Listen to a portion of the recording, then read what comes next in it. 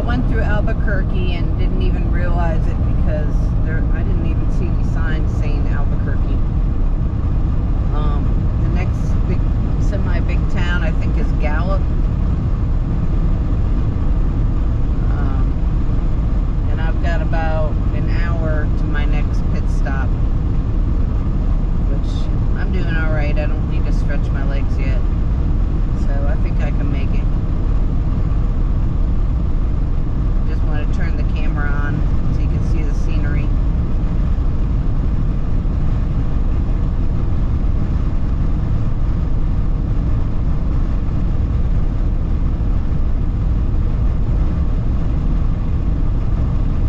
I'm just glad I made it through all that heavy traffic without anyone hitting me.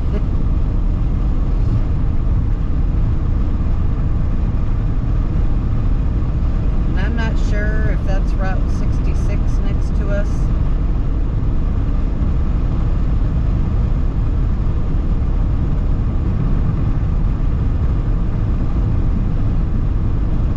Could be. I know it runs parallel with Route 40.